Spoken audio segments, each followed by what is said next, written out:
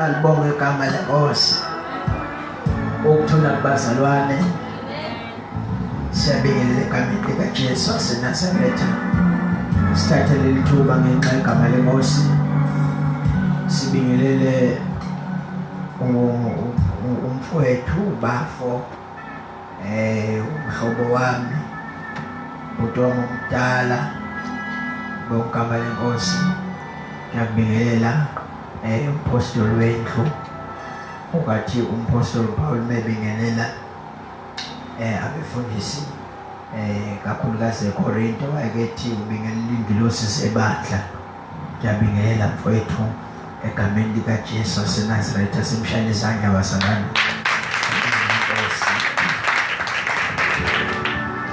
Omunye angayibuka idelele lento ukuthi umpostoli emkhulu kangaka udlala ikeyboard kunento uDavid ayeyenza uma efuna ukudumisa uNkulunkulu nje. Lithi iBhayibheli wayevele esuka ahambe evalele endlini ewuround afika athathe ihabhu athathe khona lento ekhalayo ngazuthi drama ithathe naye ugubhu athi meshaya ihabhu ngalaye beshaya ugubhu. Lithi iBhayibheli wehle umusi wepresence kaNkulunkulu ugcwalise leyo ndlu uyobonakala esedabula ingubo ayegqokile aze ahambe enqune rejoicer kwipresence kaNkulunkulu. Alibonga igama leNkosi. Kuyiqiniso bazalwane ngephikwe ukuthi abanye babazalwane abasebancane abamuzi uNkulunkulu uma ikeyboard ingekho.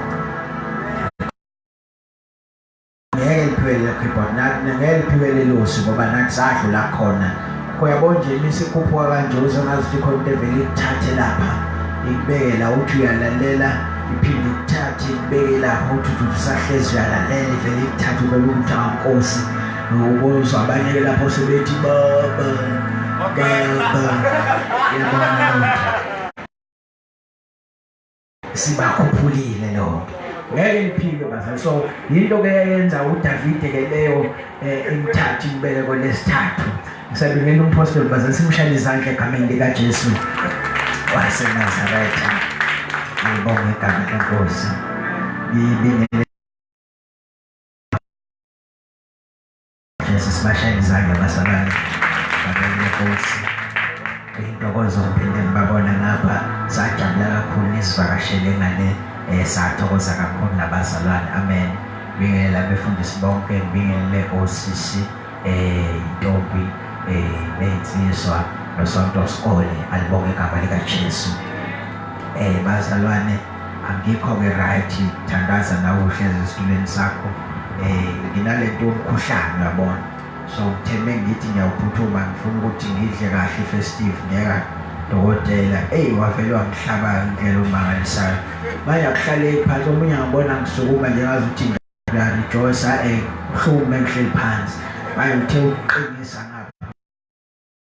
ngapha. So ngithandaza ngawe. Alibonga igama leNkosi.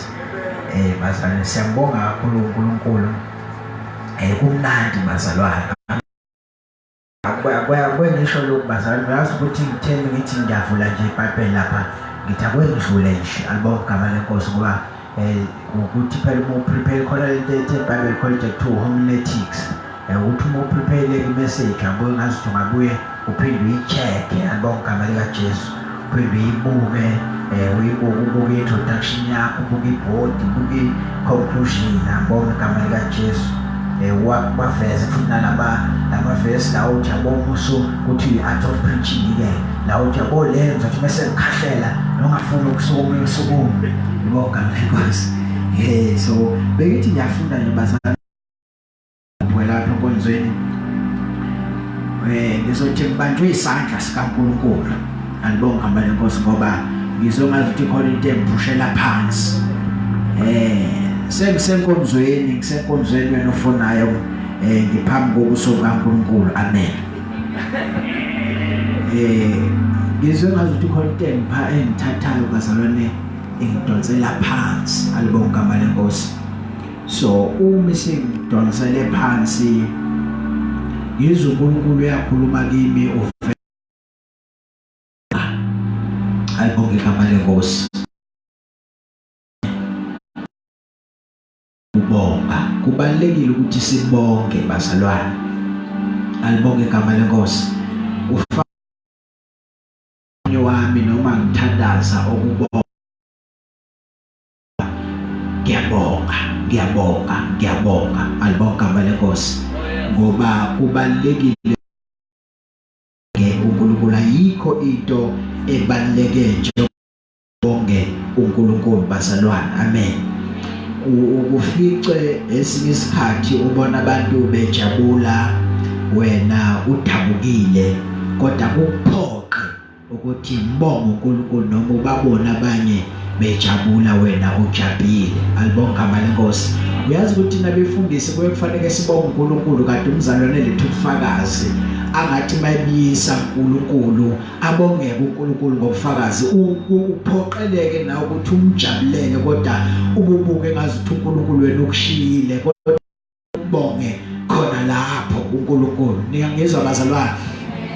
Ufikele isikhathi abantu bephile konke kini bephile konke emphakathini uvela uhlatshwa ukugula nje kuze kukuthatha ukugula kukususe phakathi kwabo yokubeka esibhedlela u6 months wonke esibhedlela bephilile bona kodwa kufanele uqhubeke ukwenze njani uNkulunkulu nalapho umbonge. Ikhona bazalwane isikhathi la khona ushiwa abantu bakushiya abantu bahambe ushiya umndeni wakho uhlutshukele umndeni wakho athi bakushiye bafe cha basuke nje uyakwazi ukuthi umuntu asuke khona. Ngiyangizwa bazalwane kwaphela kunalento amagama engathi mangwafunda ngwafundiswa omunye wesifundise eBible College ukuthi leli gama elithi umethu uNkulunkulu I will never leave nor forsake you. Leave kusho ukuthi withdraw your present from someone bese uforsake uyahlala nomuntu but usumwithdraw emotional. Kuve kuyingozi kakhulu ukuba nomuntu empilweni yakho kanti kade akususa ngokwenhliziyo akathi akasanendaba nawe kodwa khona uhlezi phakathi kwakho ulokho ukutshela nje ukuthi uyakuthanda kanti kade akulahla. Qhubeka uthandane nomuntu nibe ku relationship kanti kade akulahla. Nikhona bazalwane kade akuforseka kodwa akakushiyanga ukhona yena kodwa kade ahamba. Nikhona bazalwane kodwa khona lapho ufanele kumbonge uNkulunkulu. Nikhona bangcwele ukushiya umndeni wakho ukujikele uthi wena naleli ivangeli lakho naloNkulunkulu wakho ayikho into eyophinde ibe impumelelo kuwe ngoba uNkulunkulu wakho uhlezi ekuhluphekisa uhlezi ufuna imali kuthina uhlezi boleka imali uthi uyokwenza inkonzo. Nikhona bazalwane kodwa khona lapho kufanele umenze njani uNkulunkulu umbonge. Alibonge igama leNkosi. Lithi iBhayibheli kwafika isikhathi sokuba uIsrael uNkulunkulu awususe eGibhithe. Lithi zikaNkulunkulu uma isandla sikaNkulunkulu siphezu kaIsrayeli wamsusa uIsrayeli wahamba waze wafika elandleni olubovu. Kuthe sebefikile elandleni olubovu umfundisi uNkulunkulu wathi uMoses akaphakamisa isandla asikhombise ngenduku olwandle ashaya ulwandle amanzi adabuka wahamba uIsrael wathi umulandela abantu baseGibhithe belandela. Lithi zikaNkulunkulu wathi uNkulunkulu kuMose akaphinde enze njalo njengoba adenzile kulwandle. Kuneculo abalihlabelela abantwana bakaIsrael sebebonga uNkulunkulu ngento ayenzile ukuthi kuke kwaqhamuka ihashi nenkweli yalo uNkulunkulu waliphonsa olwandle. Sike sahlupheka eGibhithe for more than 442 years sihlushwa sigqilazwa ngamatshe eGibhithe waSunkulunkulu manje sesiyahamba edaladini akekho osenza isigcila sakhe asikho akekho umuntu esireport kuye free siyahamba sikhonza uNkulunkulu sikhululekile sinanesikhathi esihle nesiright sokuthandaza uNkulunkulu. Lithi izwi kaNkulunkulu ke sabonga besajabule kanti ababona ukuthi kunehlane laseShure eliphambi kwabo. Nikhona bazalwane bajabulela ukuthi kunendawo esedlule kuyona yobunzima kanti ababona ukuthi kunobunzima futhi okuphambi kwamehlaba. Libonga igama leNkosi ngoba kuneyinkinga esike siyitshethi zinkulu siphume kuzo sibonge uNkulunkulu ebese sibhekana nezinye inkinga kusiphoqa lapho nikhona bazalwane. Lithi iBhayibheli uma uIsrael usasangathekile uyibuza ukuthi manje sokwenze njani kwaqhamuka wesifazane ohlakaniphileyo okuthiwa uMiriam noMose. Lithi iBhayibheli bathi hayi musana ukukhathaza ngichaze ukuthi amanzi amtoti siwathathaphi kunelihlathi hayi thina sivele siqhubeke sidumise uNkulunkulu ngoba ngikangambona ethathi ihashi nenkweli yalo waliphosa lwandle so uma sembhekane nalesi simo akwenzile izolo senamandla okusime ngibhekane naso uMariam noMose bona siphangabo kodwa bakhumbula awathi khona ngikhuluma naye nje bhekane naso akubheka kwakho ukuthi ngoba uzobona ukuthi izincane kangakanani lesi kunaleso dlula kusona izolo bhekana naye izolo sesivala unyaka kunezinto esike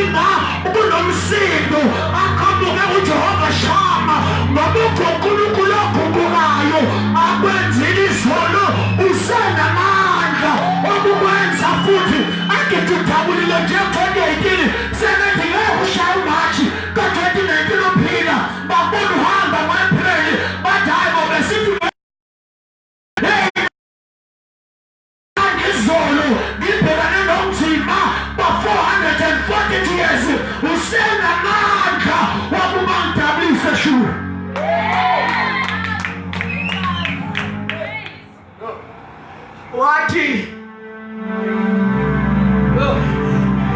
usenamandla lithi iBhayibheli sisho njalo wakhala uMoses wakhala uNkulunkulu ngoba kusisikadazi ukuthi ube abantu bekhala kuwe bethe uzobanika usizo wanawo na ukinga ukuthi angekwazi ukukhala phambi kwabo kufanele uhambe uyifihla ukhala wena ayikho into ebuhlungu njengokuthi umuntu afuna kuwena usizo lubona kahle ukuthi nawe uyadinga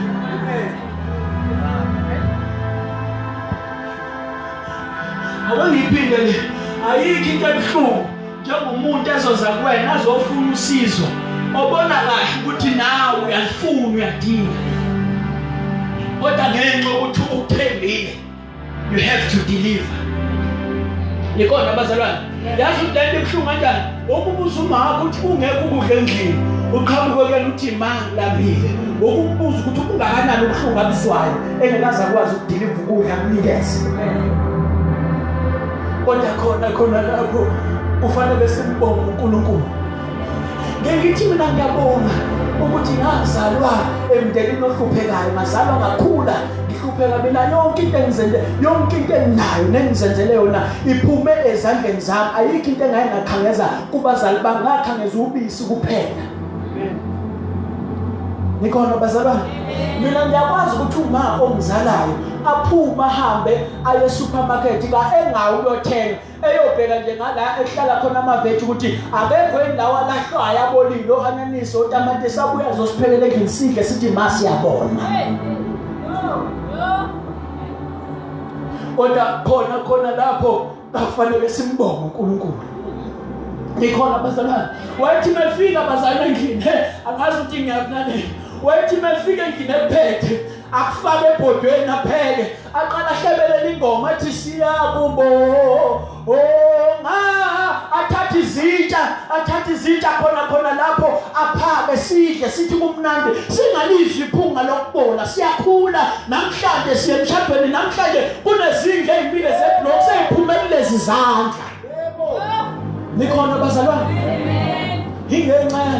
ingenxa ukuthi simbonge uNkulunkulu noma sibone ukuthi amazi i-background ethi yaphethe wami ubabili ongazala ngo-98 ankaze ngimbone vuka ekuseni ethi yakamlungu uzwashona ngo-2016 akakaze asebenze. Thina ekhaya kade siphila ngo-425 randi ngenyanga, kade ufika undlale phezu kwetafula uma eqhubeka umsebenzini. Nikhona bazalwane, kodwa khona lapho bekufanele simbonge uNkulunkulu. Nangizwa bazalwane, akuve kubalekile empilweni ukubonga ungenalutho okufanele ubonge ngalo. Uyabona ufuna ukubonga uNkulunkulu ukuthi unamandla angakanani, ukuvela ukubonge ngento oyifuna ungakayitholi. Uvela ukubonga ingakahlali esandleni sakho, ubonge uthi baba ngiyabonga ukuthi inkosi sengiyamukelile. Ubonga ungenalutho ekufanele kulikhiphe uyokunikeza lolu, uthi baba ngiyabonga ngokunginikeza utho, ngokunginikeza umsebenzi, ngokunginikeza imali, ngokunginikeza izinto zokugqoka. Umbonge ungenalutho lokuthi umbonge ngalo.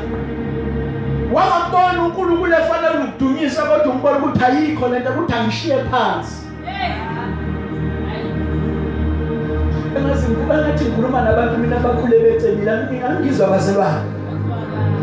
Lithi iBhayibheli bathe amanzi aseshure esemtoti, bathi bayajabula bona lapho bahamba bafika ehlane laseKhishi. Uma befika khona bafika bahlatshwa indlala, bahlatshwa bazalwane, bahlatshwa indlala. Uma behlatshwa indlala baqala baphenika bathi Mose silambile asinakho ukudla, sinikeze ukudla. Khona lapho indoda kaNkulunkulu kakufanele ingakhali phambi kwabo, ihambe yokhala phambi kaNkulunkulu. Ikhona bazalwane, yazi ukuthi mina uma sitshelwe esikoleni ukuthi kudingeka imali kufanele kube ukuthi la futhi ngamtshela uma, ngoba ngathi mangimtshela kunokuthi angiphendula vele ahlengezele inyembe zakhaya, ngoba wayebona ukuthi uzophoxa indodana yakhe. Ikhona bazalwane, ngoba ngangibuka ubuhlungu benhliziyo ukuthi kufanele kuhanjwe esikoleni manje inkinga kanayo imali. Alibonge igama lenkosi ukuthi nami kufanele ngifane nezinye izingane, kufanele kuyograde, kufanele aqashe amagawuni yonke lonto. Anginaso nesithombe saka grade 4 saka grade 7 even matric semfundo matric. Uyazi ukuthi imali mina engangiyiphatha esikoleni ngangiyisho futhi nalo thukela, ngiphume ekuseni ngadlile, ngidle ngebreak ama-knickknacks.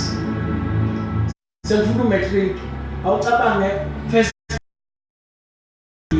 second period math ulambile, third period mhlambe igeography, mengalo igeography kakuyikhet.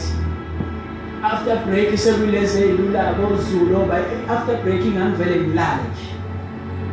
Ngibona bazalwane sengiyofunda mhlambe after school ngicele abanye sihlale nabo school. Umzima esidlule kubona kodwa kusiphoqela ukuthi simbonge uNkulunkulu. Ngabizwa at the age of 14 years. Ufusha kuyibhade khawuma esena 2 years egula. 2 years egula. Ushuma wakho la kuna 12.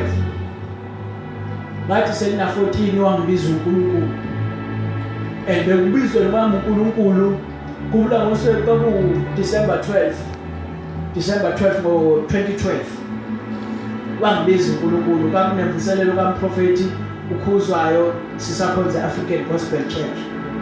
Mengifika abakhuzayo ngiyamtshela lento engilokho engizwa nengiyibona emaphusheni ami ebusuku siyangichazela ukuthi ubizwa wangibeka izandla kanti ngalobo busuku wayeshumela imessage ayithi akukho lutho olungenzeke kuNkulunkulu. Ngahamba khabazela ngafika ekhaya ngithole lowo mandla nalowo mqondo ngikhala minye bese ngeke ngikhohle ngagqoke ishirt lami elihlaza necoat yami emnyama nebhulukwe elimhlophe nakho konke ngakuphiwa abazalwane ngisakhonza African Gospel.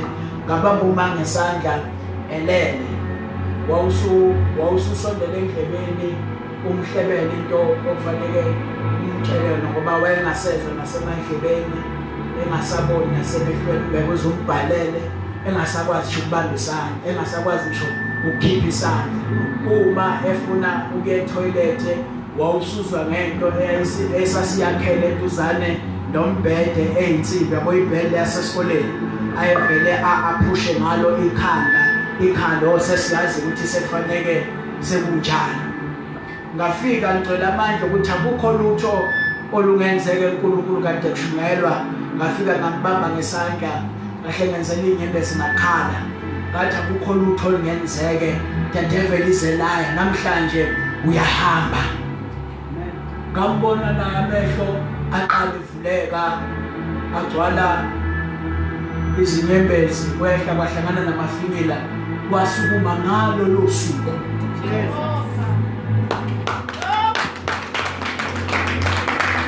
La engayibona khona ukuthi uNkulunkulu umbizile kodwa ngiyibuza ukuthi umbiza kanjani umuntu ohlupheke njenganami.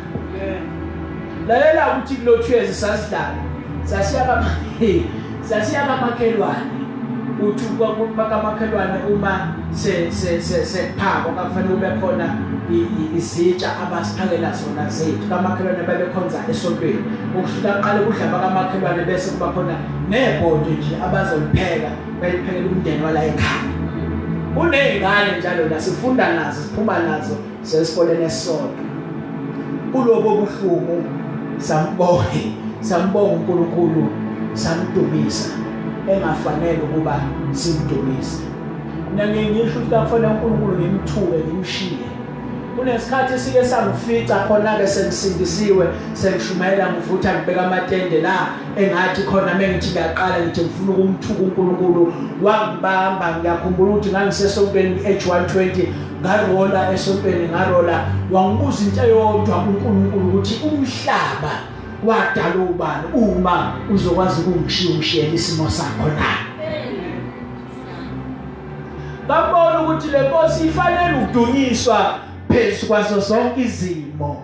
Ayona le Nkosi efanele kuyidumise kuphela uma umuhle ugqoka amasudi ugqoke ama-crocs ufake ama-weave wenze umuhle ubonakala kubantu uhloniphekile noma i-dress code yakho ichaza indlu ohlala kuyona ukuthi cha hayi u6 room hayi u12 room hayi ukuthi nikhona bazalwane. Ngambonga uNkulunkulu ngamdumisa from that day kuze kube namhlanje. Nikhona bazalwane. Asivuleni bazalwane incwadi Shumayela ngoba ngazi ukuthi ngikhuluma ngami namhlanje angazi nami bazalwane ngishebelana nobufakazi kodwa ngicela ukubonga nje uNkulunkulu ungenalutho ngambonga ngalo kepha umbonga uNkulunkulu. Sasingenalutho lokumbonga ngalo uNkulunkulu kodwa sambonga. Uyabona icilongo leli elihlatshelelwayo ngangiziba ngalindlala ungibona icilongo ngilazi lonke from 1 up to 242 alikho icule engalazi ngoba ngangiziba ngalindlala ngiwacule wonke wathi mase ngiqedile ngelele emagameni okuhlabelela nakhona ngiqale 1 up to 233 mengaphosisi thina la wonke amaculo nje lawa wacula ngisiba indlala ngimncane. Kunencwadi ekhaya futhi uma ngasuyilahle lo ncwadi ngaxabana nawe ngoba incwadi engangithi mangiphuma esikoleni ngifike ngiyifunde ngisiba indlala ukuze uma ezobuya ntambama abuye apheke ngifike ngifunde inezithombe zika Jesu bethelwa kanjalo ngangifike ngifunde lo ncwadi leyo bese ngifunda ngicula ilokhuzana icilongo ingikhumbuza imuva lami, ngikhumbuza unyonga lami. Ngakho mase ngifuna ukuphakama ngimphakamele uNkulunkulu vele ambule njengoMeshibhoshethi uvela mbule ingubo bese ngiyalibona unyonga lami ukuthi Nkosi bengeke ngibe yilutho ukuba wena wawungekho. Mina akufanele ngibe yiphara, bona bekuthiwa khulunywa ngephara, mina akufanele ngibe yiphara ngoba akufanele ngiphanti. Yekona bazalwane, futhi impilo ephilo udadewethu akungikusho lokho engekho ngoba ngaye ngakushe khona enkonzweni isikhonzo ukuthi impilo ephilo usisi wami angimsoli, imfanele ngenxa yesimo esakhula naso naye. Yekona bazalwane, hayi abahlali yana ekhaya umbone ekhaya usuku nenhlanhla 1 minute akasekho mekhona uthi uyavuka ekseni hayi ubedla uthandaza hayi lutho akasekho. Yekona bazalwane, ngamtshela sekonze ngathi impilo bakhala minye bese ngathi impilo ephilwa usisi wami angimsolo ngoba ngingasho ukuthi uyiphilisa isimo esakhula phakathi kwaso. Obuthi bami siba-8 ekhaya, mina ngokugcina obuthi bami bonke babuza nginobhuti abafana abawu4 namantombazane awu4. Yabona bazalwane, so zothi ziyaphuza, zothi zinengane ngaphandle kwalowo uthandaza bayizalela imina kuphela nempilo eqondile. Nikona bazalwane, kunamagama ashiwo uma kulonyaka lo ngomhla 15 November kuyibirthday yami, ngaze ngaphosta ngathi mangivuka ekseni ngivusa umsindo wakhe papa phambi komnyango wekamelo lami. Nginekamelo ngaphandle ekhaya bawazi onhlanzela.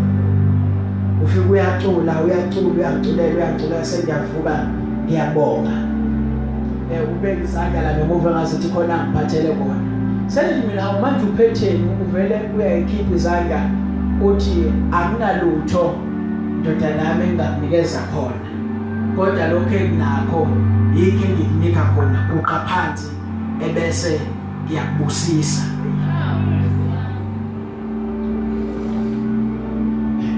Ngangula bazalwane, ngaguqa phansi wangibusisa ngakhala, ngifike ekliniki nje ihlathisa gcwele amehlo. Ngiyakhala bazalwane, kuve ngisoft ngiyakhala. Ingakho ngishesha nje ukuzwela nalokuzwela uNkulunkulu, ushesha ngibambe nje. Mendlule ngabamba wena kodwa mendlule ngakuwena ungithole nami sengibanje ngoba kuve ngisoft, ngiyashesha ukuzelwa. Nginalento inkinga yothando oluningi kodwa lento ukuthela oluningi ngiyashesha futhi nokudinga, yabona. Shesha ukuthanda, shesha ukudinga bese siyabambana. So ngifika uthi uyangibusisa, angibeka isandla angibusisa. Njengese engibusisile ngabonga, ngathi ngiyabonga kulokho ukudlula izipho zonke ngake ngayithola empilweni ukuthi kungabusiswa mina uma ngizini firstborn ingakaze ngibone ngamehlo ebeka isandla ayibusisa.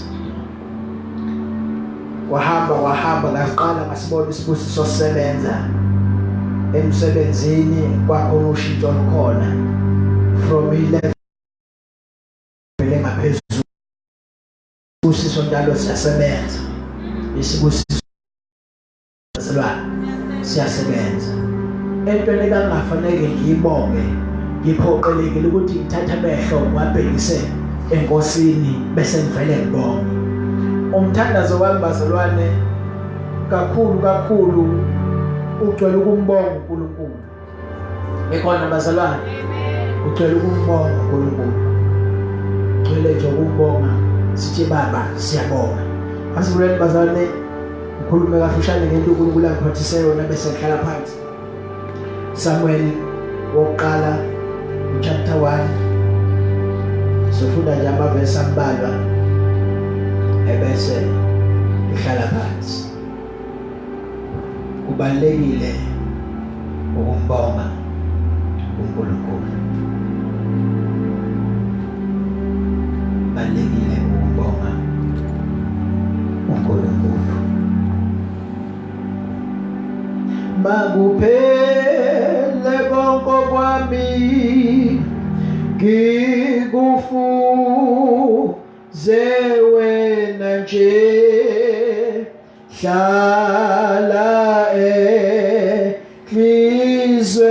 yami yebo ngize ngikuboneke makuphele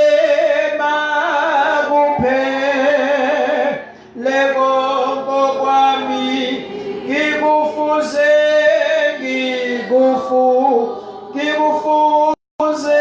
wena nje hlala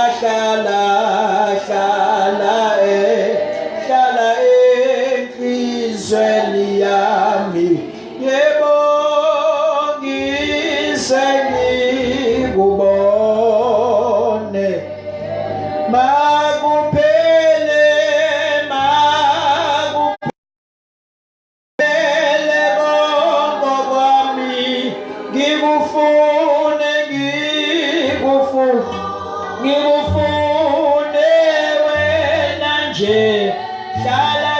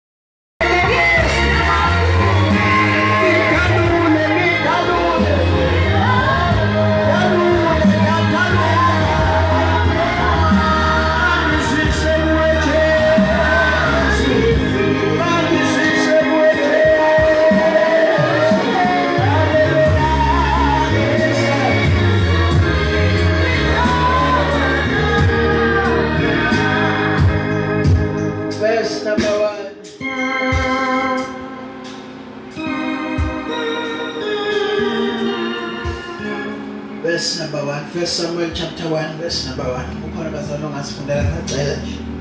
Ngacela oyedwa nje uzosifundela. Hallelujah. Ukuthuma nje khethu ngipha amanzi nje. Cela ukuthuma nje kanye mhlawumbe okugcina empilweni yakho. ngiphe nje amanzi. Verse number 1. Verse number 1. Sihloko sakhona sithi ukuzalwa kukaSamuel. Verse 1. KwaseRamatayimi sofini lezintabeni zakwa-Efrayimi, ogama lakhe lalingu-Elikhana, indodana ka-Elihu, kaTholu, kaSufi wakwa-Efrayimi. Verse number 2. Wayenabafazi ababili, igama lomunye lalinguHana, igama lomunye lalinguPhenina. Phenina wayenabantwana, kepha uHana wayengenabantwana. Verse 3. Lo muntu wenyuka emzini wakhe ngeminyaka nokuhlabela uJehova sibaweti eShilo.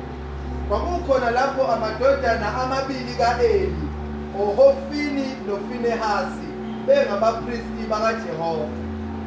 Kwathi ngosuku u-Elikhana ahlaba ngalo, wani kuPhenina umkakhe nawo onke amadodana akhe namadodakazi akhe izabelo, kepha wanika uHana isabelo siphinde kabili, ukuba wayemthanda uHana, kepha uJehova wayezivalile isizalo sakhe. Verse 6. Isitha sakhe samncokoloza kakhulu kuba amthukuthelise, ngokuba uJehova wayezivalile isizalo sakhe. Kwathi ukuba u-Elikhana enze njalo iminyaka ngeminyaka, lapho enyukela endlini kaJehova wamncokoloza kanjalo, ngalokho wakhala akadlanga lutho. Verse number 10. Verse 10. Umphefumulo wakhe wawunomunyu, wakhuleka kuJehova wakhala kakhulu. Verse 11. Wenza isithembiso wathi, Jehova Sebawoti, ubheke nokubheka ukuhlupheka kwencekukazi yakho, ungikhumbule, ungakhohlwa incekukazi yakho, unike incekukazi yakho umntwana wesilisa, bese ngimnika uJehova zonke izinsuku zokuhamba kwakhe, ungathinti mputu ekhanda lakhe. Verse number 15. Verse 15. uHana waphendula wathi, hayi Nkosi, ngingowesifazane ohluphekileyo, angiphuzanga iwayini naphuzo olunamandla, kepha bengithulula umphefumulo wami phambi kukaJehova. 16. Ungasho ukuthi incekukazi yakho ingowesifazane omubi, ngokuba kungobuningi bosizi lwami nangokucokolozwa kwami ngikhulumile kuze kube manje. Luka chapter number 1 verse number 8 ufunda kanje, kwathi ke esonza inkonzo kupriesti phambi kukaNkulunkulu njengokuhlelwa kwesikhathi sesigaba sakubo. Ngokomthetho ubupristi kwakunguye owayebelwe ukungena ethempelini lenkosi azoshisa impepho. Verse number 11. Kwabonakala kuye ingelosi yenkosi imi ngakwesokunene se-altare lempepho. uZakariya ebona wethuka wehlela luvalo, kepha ingelosi yathi kuye, ungesabi Zakariya, ngokuba isicelo sakho sizwakele, umkakho uElizabethi uza kukuzalela indodana weqambe igama ukuthi uJohana. Cela sisho bazalwane lamazwi bazalwane sithi, ungesabi Zakariya, ngokuba isicelo sakho sizwakele. Singavala amaBhayibheli hlale phansi. Message ambazalwane 10 minutes nje sengisiqeda kakhulu isikhathi ngikhuluma ngengane ngepasi yami. Akwesikhulume ngezwi kaNkulunkulu ebese ngihlala phansi. Ngilana namhlanje bazalwane ukuthi ungesabi ngokuba isicelo sakho sinjani bazalwane, sizwakele. Khuluma nami bazalwane sohlala phansi. Ungesabi ngokuba isicelo sakho sinjani. Akubheke lo sethuzo kwakho uthi ungesabi isicelo sakho sizwakele. Bheka lo ngaka right ngoba engazitho waka left akakuza uthi ungesabi ngokuba isicelo sakho sizwakele. Ubheka semva kwakho uthi ungesabi ngokuba isicelo sakho sizwakele. Ubheka phambi kwakho uthi ungesabi ngokuba isicelo sakho sizwakele. Akubemeza uthi ungesabi ngokuba isicelo sakho sizwakele.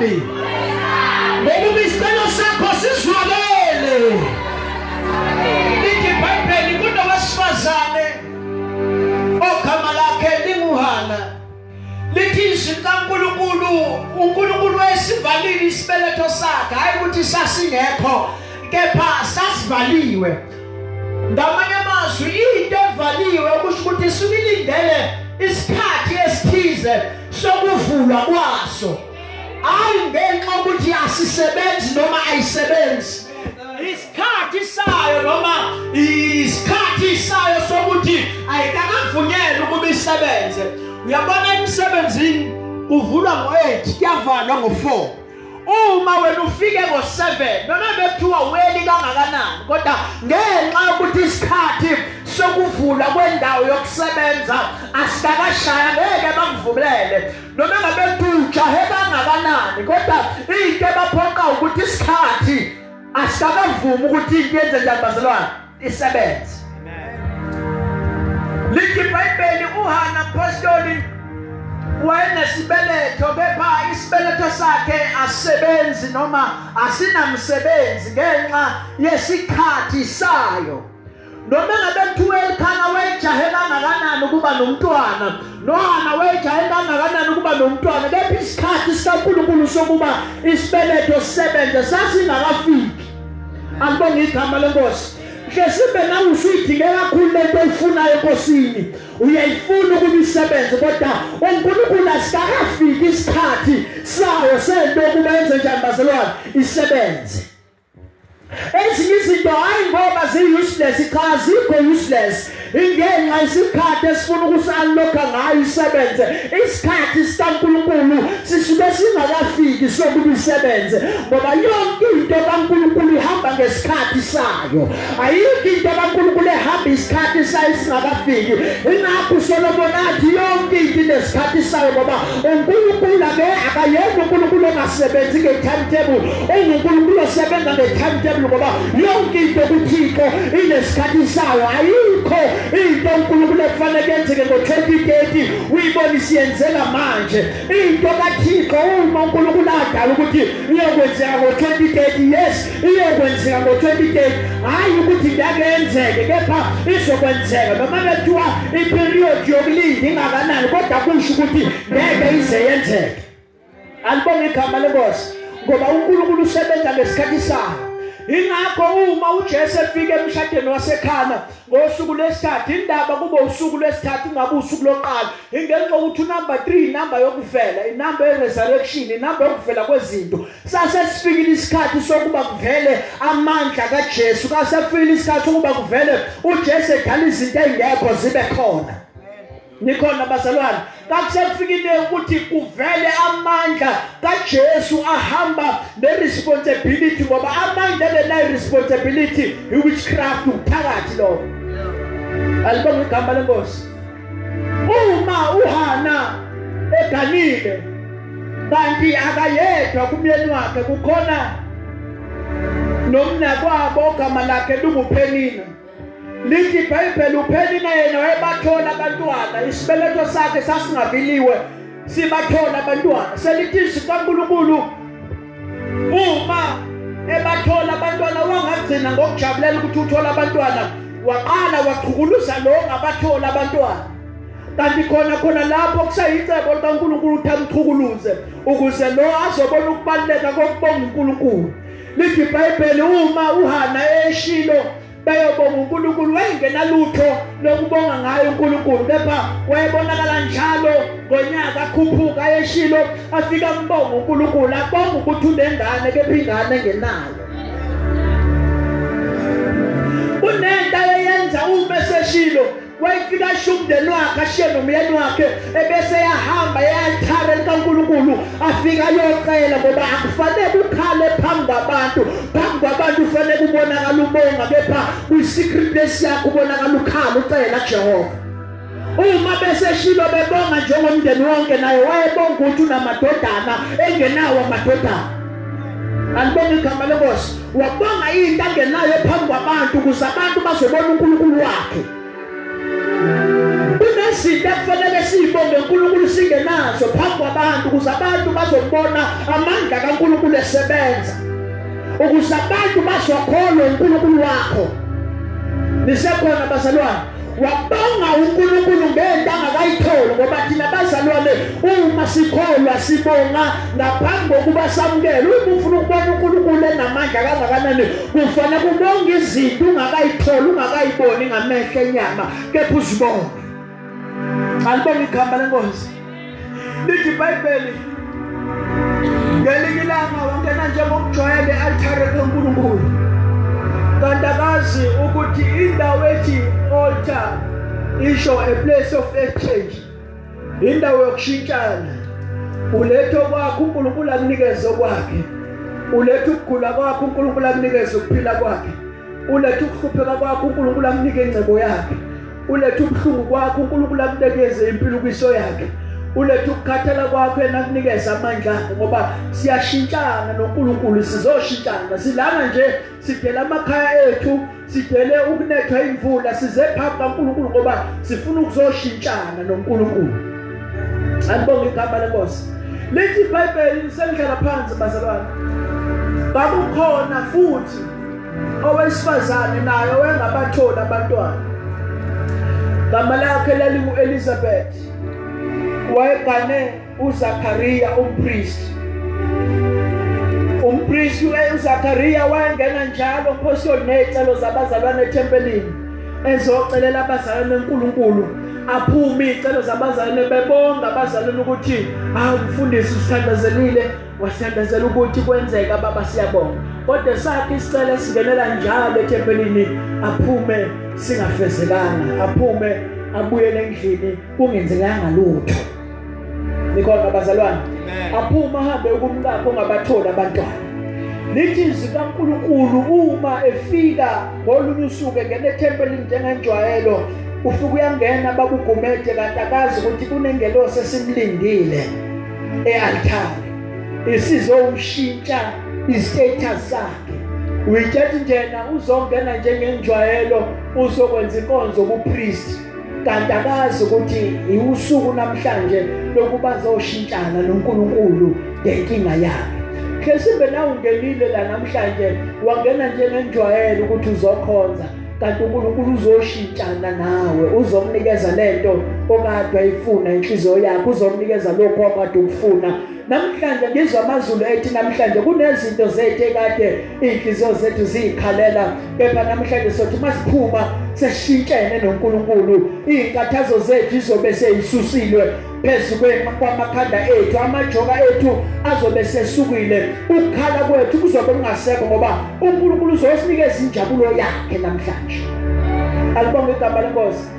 Lithi iBhayibheli, wafika ingelosi yamtshela ukuthi umkakho uza kuzalela indodana, uza kukhulelwa kuzalela indodana, uza kuyiqamba igama lakhe ukuthi igama ayishoyo ingelosi ukuba ungesabi Zakhariya, ngenxa yokuba isicelo sakho kuNkulunkulu sizwakele. Angikhumbuza amagama ashiwa uNkulunkulu efika kuIsrayeli, efika kuMose, wathi Mose, hamba ubatshela abantwana bami ukuthi ngikubonile ukukhala kwabo, futhi ngibonile inyembezi zabo, futhi nokukhala kwabo ngikuzwile.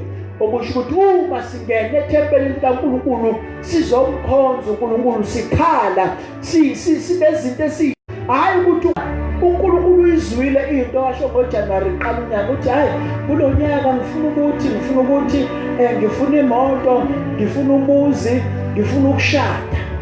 Hayi ukuthi uNkulunkulu akakuzwanga lokho. uNkulunkulu unjani bazalwane?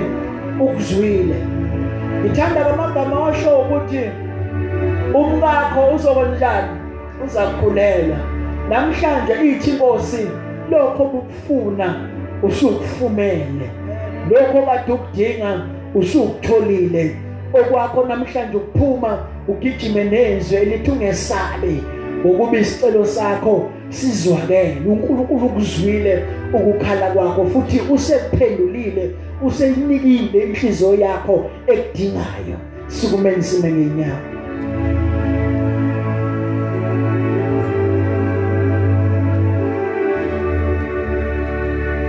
Lithi iBhayibheli okwakufuna uZakaria ethukwa ngabantu mhlawumbe apostoli babaze besho bethi ayikho into esayela kuJohane ngenxa ukuthi naye isicelo sakhe uNkulunkulu asenzeki. Baningi abashoyo nathi ukuthi abefundisa kanjani laba abahamba ngenyawo abangenakho ukuthi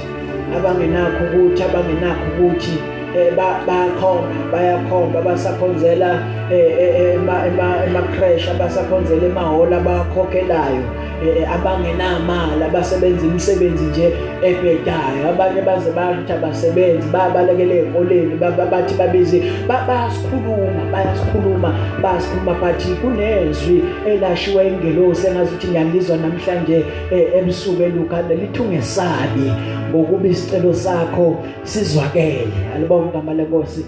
Iyanyenyeza futhi leyo ngelosi bazalwane ukuthi ungesabi ngokuba isicelo sakho sinjani sizwakele. Asingabe satatazela uNkulunkulu uzwile into uthe ngoJanuary ufuna ukuyenza yangenzeka. Usuyabona ukuthi manje sekusele umhla ka10 namhlanje kusho ukuthi kusele 21 days unyaka uphele. Uyabuka ukuthi nokuthi akwenzakalanga but uNkulunkulu uzokutshela ukuthi isicelo sakho sizwakele. uNkulunkulu usengashintsha lento efuna uyibone yenzeka next week. Lento efuna uvuke ekseni uyibone siqala yenze ngoba uNkulunkulu osebenza ngesikhathi. Uma eseshila ukuthi into uyakuyenza futhi uyakuyenza. Nikhona bazalwane isicelo sakho sizwakele. Mhlawumbe ukhona nawe unento eyifunwa inhliziyo yakho nalethi inhliziyo yakho emithi mayibheka ikhale ithi Nkosi mangasunginike lokhu ngingakhonza. Usho njengoHana uthi Nkosi mangasunginike yona ngavele ngiyithathe ebese ngiphinde ngiyiphindisela kuwe. Nikhona bazalwane uma kuwena osho njalo phuthumuze ngaphambili sikhuleke nawe ebusuku. Isicelo sakho sinjani sizwakele. Isicelo sakho sizwakele uma kuwena othi nje Nkosi imlo namhlanje okhamulukayo ngenhliziyo yakhe inhliziyo yakhe ayithulela kuwe njengoHana ngithi mina Nkosi ubunginika lokhu ngizophinde ngikuthathe mina bese ngikubuyisela kuwe. Ngizophinde ngikuthathe ebese ngikubuyisela kuwe. Uma kuwena osho njalo uvela uphuthumuze ngaphambili icele apostoli uze ngaphambili egameni likaJesu. Uma kuwena phakamisa ngesakho phuthumuze ngaphambili sizokhuleka nawe. Isicelo sakho sizwakele. uNkulunkulu wemihla yonke owayekhona okhona usazoba khona isicelo sakho usizwile futhi uzakusiphendula. Uzakuphuma kunabantu abazophuma namhlanje apostoli ubabone kusasa ingakapheli lemvuselelo ubezwe sebethi simbonile uNkulunkulu walemvuselelo. Nikhona bazalwane ukubona kunomuntu ozophuma la namhlanje ayitshela ukuthi impilo yakhe izoqhubeka isafana. Hayi ngeke isafana impilo yakho ukuthi namhlanje usuke wezwa amazwi akhulunywa uNkulunkulu uqobo athi isicelo sakho sizwakele. Lokho okudingayo namhlanje ukutholile. Bazophuma njengenjalo apostoli babuye bezoletha ubufakazi bethi no simbonile uNkulunkulu esebenza. Isicelo sakho ungakhathazeki Zakaria sizwakele. Sivalela amehlethu bazalwane. Sivalela amehlethu egameni likaKristu Jesu waseNazaretha. Isicelo sakho sizwakele.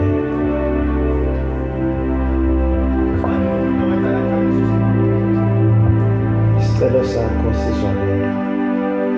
Makukhona umzalwane othi le message ikhuluma nami. Yacela savala amehlethu sonke ungabusabheka. Vala amehlo akho uvele usalisuza phambili. Angizwani nama-asha athithizayo sengidezisa unhlanzeka kodwa abantu bayazazi ukuthi bangama-asha. Thithiza angizwani nakho. Ukuba bekhona udlala bezohlabelela kodwa kunalento babukhabazela. Phakathwayo nomshengo ethi simply because uNkulunkulu akakwenzanga kuwena. Uzokuthithiza kangaka mntanami?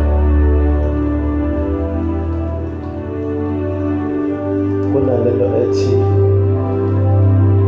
simply because uNkulunkulu akakwenzanga kuwena akusho ukuthi angeke akusebenzise ukuthi kwenzeke. Amen. Simply because akakakwenzi kuwena akusho ukuthi uNkulunkulu angeke akusebenzise ukuthi kwenzeke. Ngikuzwile mfundisi wami into akade uyisho phambili sixolisa nanokhona sinyambalala besathi ngepetrol siyaxolisa. Bathi ngikuzwile ngenzela ukuthi abazalwane kulo cabanga ukuthi le othakhola idingene nayo noma ihlangene nayo ekayilalelisise kahle lento ukuthi ngithini.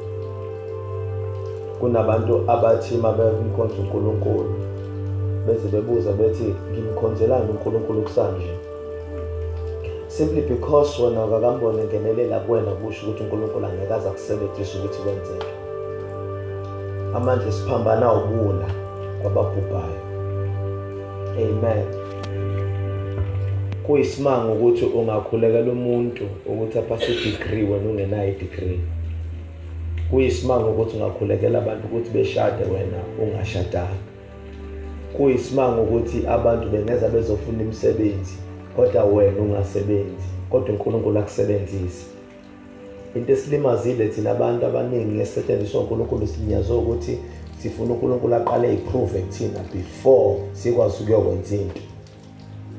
There are some things that needs God's approval and there are some things adinga ukuthi uNkulunkulu aqale ayiprove before asebenze bese bakhona izinto edinga ukuthi sihambe ngokuthi uyamazi uNkulunkulu. Amen bazalwane. Amen. Ukuthi I feel this altar call is meant for more people than umuntu oyedwa. It's not for umuntu ofuna ukusindiswa, it's not for umuntu ofuna ini, but this altar call is meant for umuntu yazi ngeke ngambona uNkulunkulu ngenxa yokusindiswa kwakho kuphile owasekhaya wena usabigula kodwa uzibuza ukuthi yindaba ngoba mina ngisindisiwe yini ngingaphili mina. Ngeke ngambona uNkulunkulu esebenzisa abantu kusindiswa wena kuba bakini abathola umsebenzi wena ungawuthola umsebenzi. Ngeke ngambona uNkulunkulu kusindiswa wena qede kushada usisi wakho omncane wena usala ungashadanga kodwa le nto ayimjiki ukuthi uNkulunkulu ngoba esakhe isikhathi uyasazi futhi esakhe isikhathi usebenza ngaso. Ithi incwadi kaMshumayeli yonke into ngaphansi komthunzi welanga. Amen. Into yenza umpristi ekwazi ukuthi ngelinye ilanga uNkulunkulu asebenze kuye ingoba uvumile ukuthi asebenze ngaye.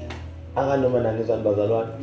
Iyasilimaza lento yokuthi uma ubona nje bakuphakathi iyalimaza lento yokuthi abazalwane bafuna ukuqale bekubheke wena before they accept into yakho. Kanti uNkulunkulu mayekusebenzisa ukusebenzisa ngoba efuna umuntu ngaleso sikhathi azomsebenzisa. So if this is really, so this is the time whereby bazalwane sivuma kuNkulunkulu.